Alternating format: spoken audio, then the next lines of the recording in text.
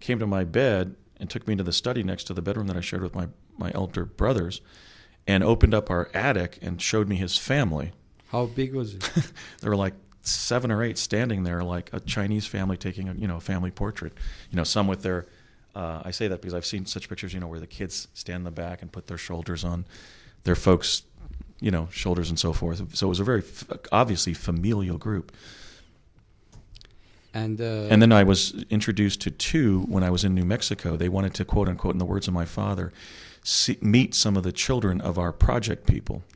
Really? Which indicates that some of these advanced defense technical projects were ET liaison projects. Whose idea Project Pegasus was?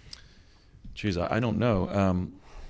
Who was behind the program? Did he have a cosmic level clearance? Did I? No, the one who decided. Oh, no, it was definitely an above top secret. Project Pegasus came out of the atomic research community.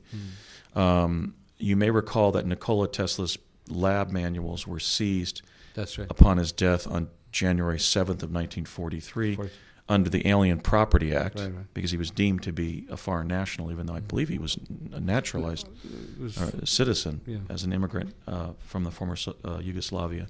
At the end, he became citizen. Yeah. And his papers were sent to the National Archives. So if we contact the alien and we make a document, can be taken away.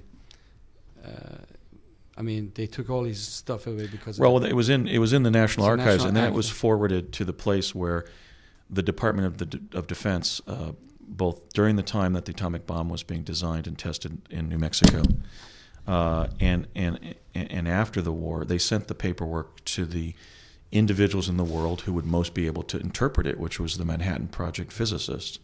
And Tesla's papers are still there. That was confirmed by journalist William Line, who's done a lot of excellent reporting, Bill Line, when he went to Lanel and told that they were there, but he couldn't have access to Tesla's documents unless he had the proper security clearance. Who was Tesla to you? Was he a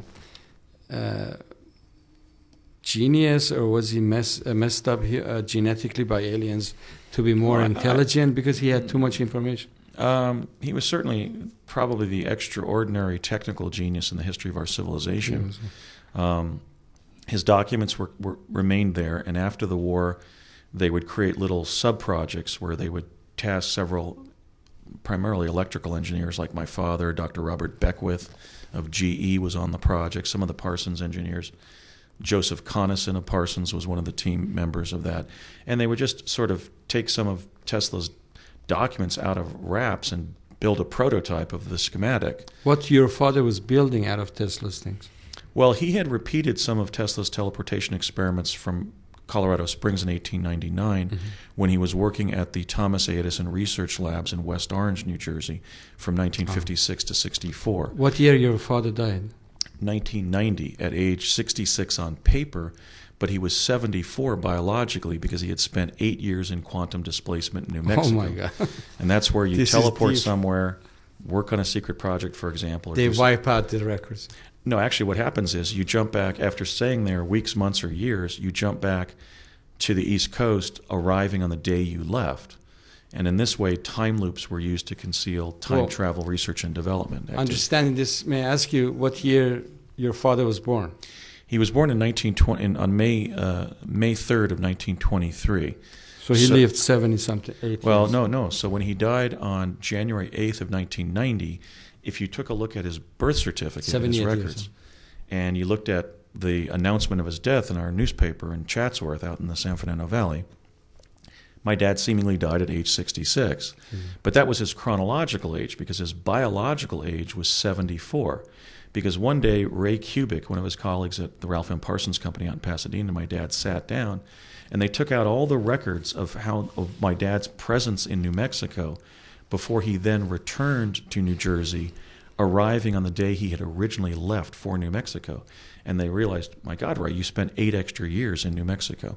So he was biologically 74 years of elapsed time. So your dad became so heavily involved in this whole thing. And then he became a project manager. He was never really a project manager at Parsons. He was usually doing special. That has a specific meaning in the engineering community. He clearly had enough authority in New Mexico where